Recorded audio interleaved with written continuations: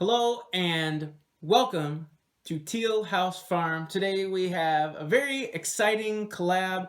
Laura's been working on it for a while. It's kind of her baby, so I'm going to let her take the lead on today's video. Right, so we are super excited to finally be here doing our collaboration about raising children with special medical needs on the homestead or on the farm in a simpler lifestyle. This has been something I've thought about doing for over a year and just, never put it together. We have 5 channels in total doing this.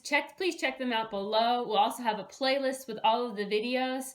But I hope that this is something that is inspiring and also gets people maybe to think outside the box a little bit when raising children who have some special medical needs. Let's go.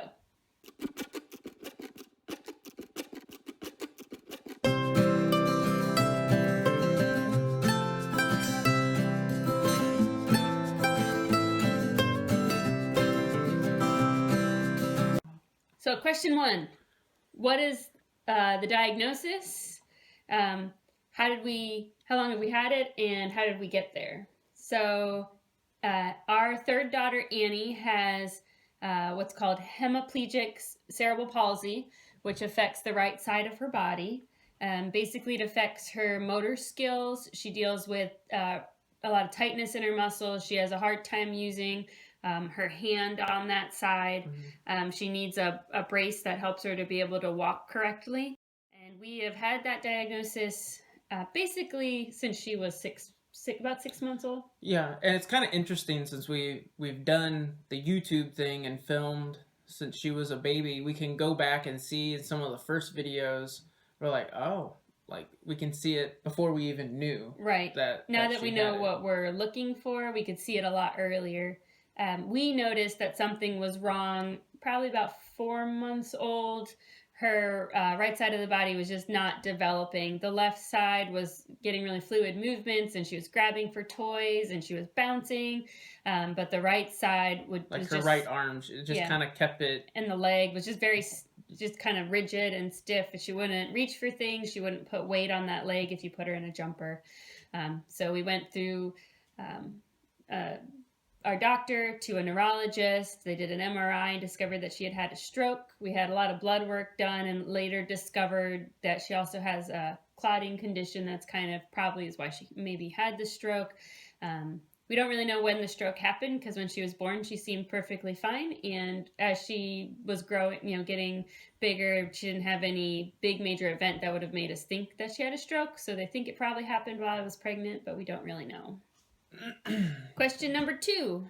If they had this diagnosis after you became a homesteader, did it make you reconsider living on a farm or homesteading? I'll let you. Do you have any thoughts on that one? No, I mean, we were already here when she was actually born here, like barely. We barely moved here in time for Annie to be born, and she was born at the farmhouse. And that's never even been a discussion or a thought for us about trying to change where we live or the way we live for Annie. I actually think it benefits her a lot living out here, and so that's right. We've never even talked about that privately. Right. Well, I would say for me as the mom, just kind of when we're working on the diagnosis and you do a lot of Googling and you see a lot of cerebral palsy is a very big term. You see kids on all sorts ends of the spectrum, some that are really severe, and they just tell you kind of have to wait and see what happens as she develops. And so I definitely had thoughts of, well, gosh, if she needs to be in a wheelchair, are we going to be able to live here? Things like that, where I think we may have had to, I don't know that we would have given up homesteading, but we may have had to change locations because this house wouldn't have worked for a child who needed some sort of assistive device like that. So I've had those thoughts. But I would agree. I think in the big scheme that the homesteading has really benefited her, which we're going to talk about in just a second. But first, number 3, the 3 biggest challenges that the family or the child faces relating to the diagnosis and being a homesteader or living on a farm. I'll let you pick one. What do you think? And to do things like she won't. She can. Like she's getting better about using. It's mostly her right hand. Like her right leg, it definitely, she struggles with it, but she can walk fine, you know, and she's working on going upstairs, up and down stairs and jumping, things like that. But like her right hand, unless you kind of make her use it, she won't. She just looks at you and goes, no! Like, she will not use it. But that makes, I mean, Yeah. that's kind of an obvious one, though. I don't know. Okay. I think the two other ones that I've thought about, one is the distance. So when you live on a farm or on a homestead, you tend to be pretty rural. So True. The hospital that has the, top neurologists and things is almost 2 hours away in one direction. But in order to get her therapy, which she used to have twice a week, every week, now it's not that much. But to do that, we had to go in almost an hour in the other direction because that was the closest place. So, I mean, in 1 year, in that first year, we probably put almost 20,000 miles on our car trying to get her to all of her specialist appointments in St. Louis and then all of her therapy, which was an hour in the other direction. So that was definitely a challenge. If we had lived in a larger city, we would have had everything right there. And that's true. It wouldn't interrupt your whole day to go see a doctor. Because right now she has an appointment next week. And so, the appointment's only an hour, but it's going to take the whole day between getting there and seeing the doctor and then getting home. Right. And then the other one is probably just like disposable income, especially with homesteading. We don't make a lot of extra money because the idea is that you spend more time as a family working and growing together, so you don't need a lot of cash. But when you're dealing with a special medical need and all that gas mileage and all of the things, the little things that you don't think about that insurance or, like we use a health sharing plan doesn't pay for, little like adaptive things to help her be able to live a more normal life. There's only $20 or $30 here and there, but you do that several times a month and it really adds up. All right, number 4, this is the fun one. So the 3 biggest benefits that our family or Annie receives from living a simpler lifestyle. This might seem kind of weird, but I think we actually get a lot of joy from Annie. When she hits milestones and does things that she couldn't do before, she gets really, I mean, she's only 2, but she gets really excited about it, and then we get really excited and happy for her. And she's overall, I mean, she's 2, so she's got some of those terrible 2s like starting to come out a little bit. But overall, she is a super happy kid. She is. She does not let this slow her down at all. Like, she wants to be outside doing whatever we're doing. And I think kind of in the same vein of what you're talking about, like, because we live kind of a simpler lifestyle and we're home more and together as a family more, like we're all here to celebrate with her, and we basically are here every time she reaches a milestone. Somebody's with her to see it, and we're almost always all here to see it. So that's really fun to be able to do that, not always be separated as a family. Another benefit is just the benefit of the great outdoors, and our therapists talk about this all the time, but you bring your child to therapy, and what they do there is try to simulate things like bumpy surfaces or hills or going down a hill, things that are available just outside our front door. So, she gets therapy every day. She goes outside. The thing you can do is just let her go outside and play, and don't just cuddle her and hold her hand. Like, let her fall down, figure out how to fall. Like, you don't think about things like that, like how to fall, and she actually has to think about that stuff. But things like that, just let her fall, let her roll around on the grass and figure out how to get up and climb on things, stuff like that. It's really good for her. And I think the third benefit is just having more wholesome food and nutrition for the most part. A healthy body is a body that can heal itself. And I think that's a big part of why she's doing so well. Number 5, do you find it difficult to find a doctor or to feel respected by a doctor because you live a more traditional, simple lifestyle? We actually had this discussion the other day. I don't know if you remember.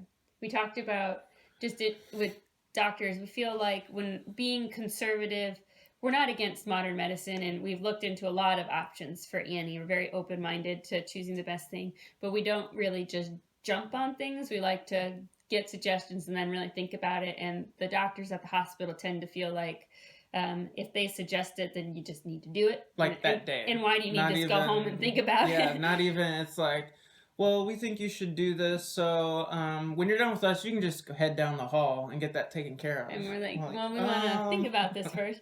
But I always feel like if I looked more like the part, like if I looked like I was Amish and not just told them, we're very conservative religiously, we like to really think about things and pray about things. If I looked different and didn't look so much like a, white American middle class kind of person, I feel like maybe my opinion about that would be respected more.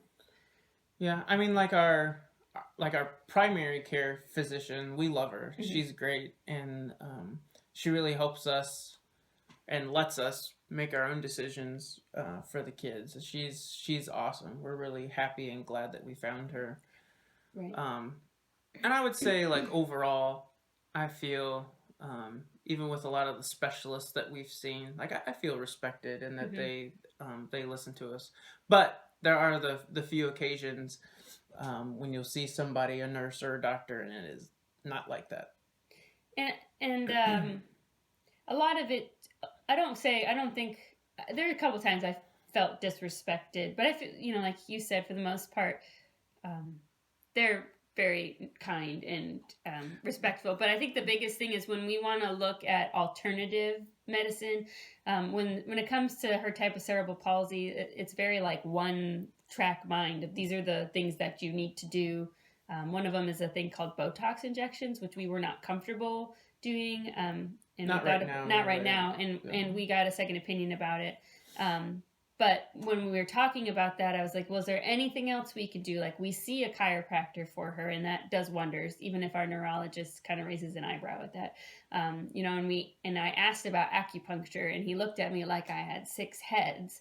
But like, there has to be alternative therapies, but when you're working in the hospital, they're kind of closed off to that. So if we could get everybody in a room, all the alternative doctors, the hospital doctors, and have them all talk about what would be a great therapy plan, I think that would be wonderful. But usually they don't seem to really want to talk to each other. Yeah, I think the other challenge is to, if it's just something basic like a primary care or family care physician can, if you're having problems with them, there are a lot of those kind of doctors out there, and you can go find someone that'll listen to you.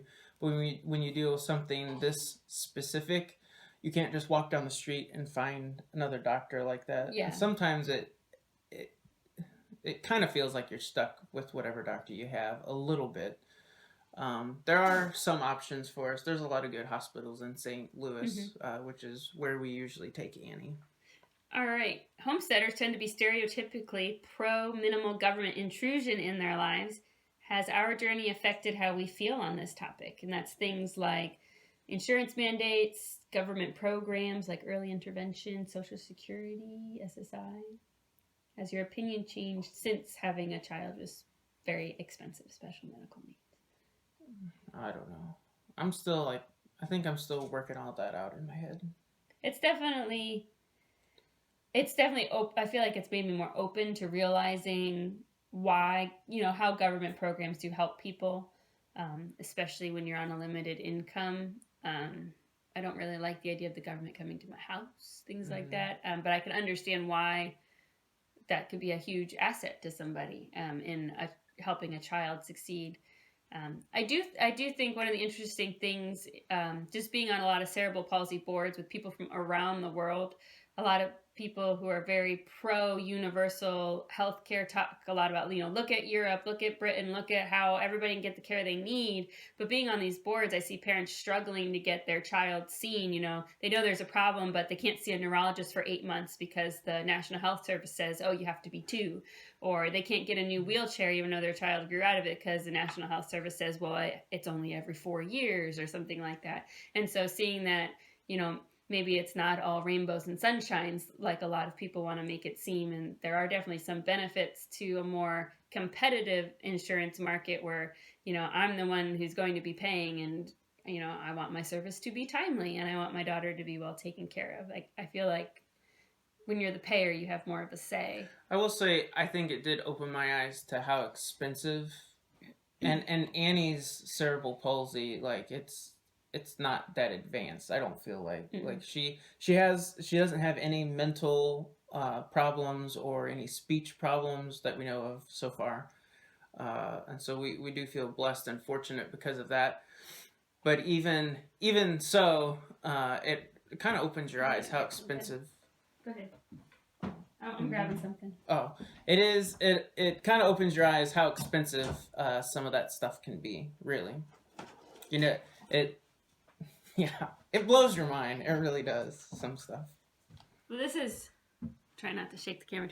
This is an example. These are her first pair of little orthotic boots to help her learn how to walk. And these babies. It's plastic and Velcro. Were $2,000. It kind of blows your mind. It blows your mind. And there's, because for things like this, almost nobody, like people without insurance, they see that price and they go ahead and they get on, government insurance if they can't afford private insurance. So there's no competition in the market, to drive the price down. It's incredibly expensive.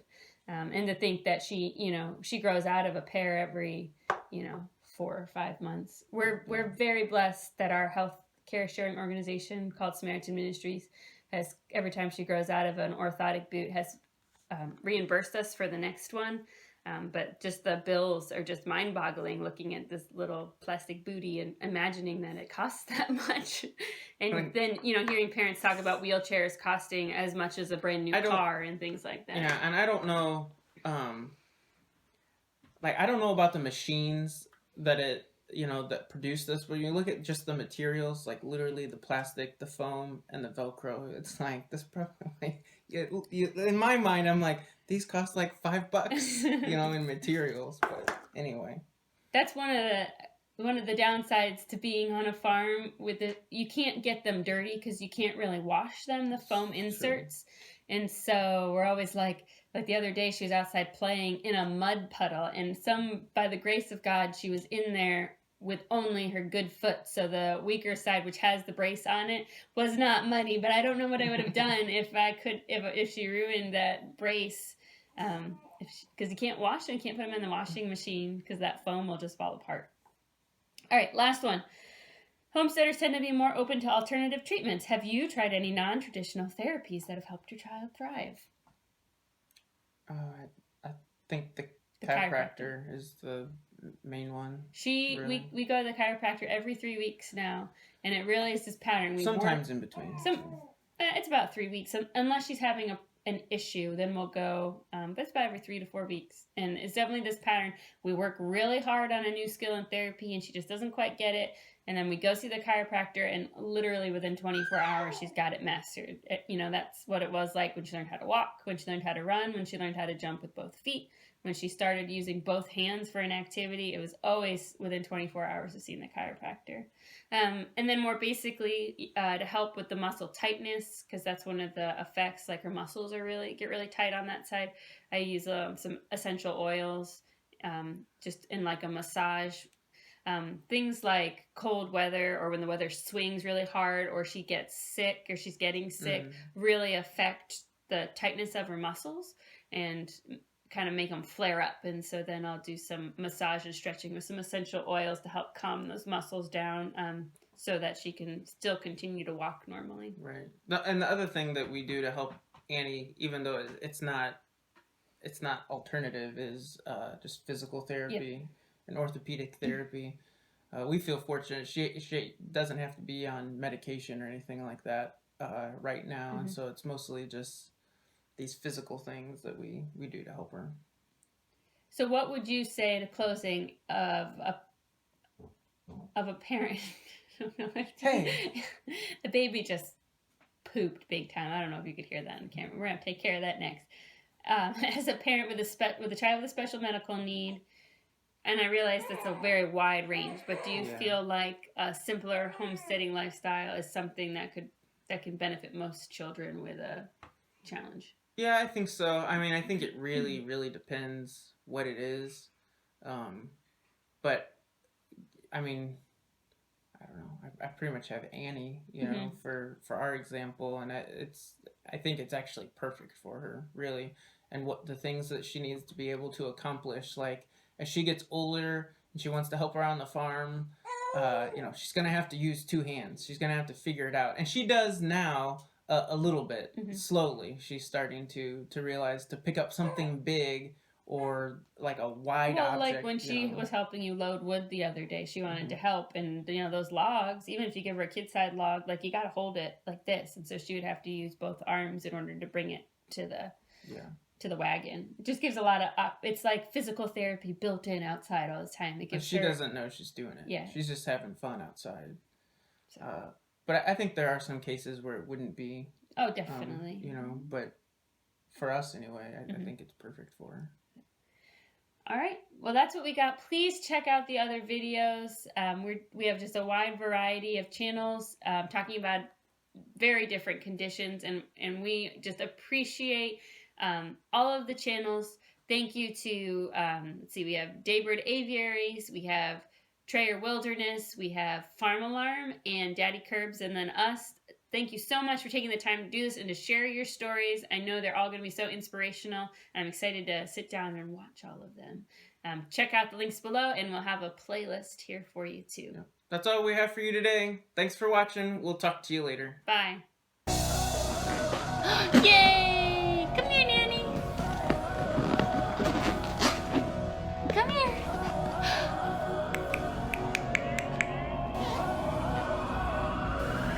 Yay, Annie! Yay, Annie!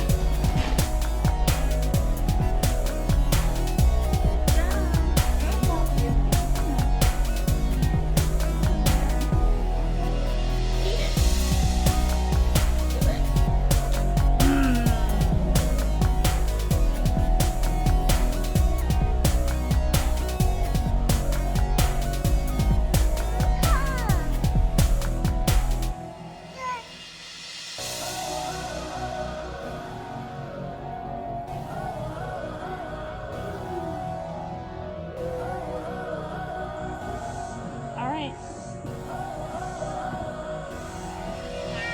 Ta-da! Go ahead, show me. Good job. Get Donald. Oh, okay. What?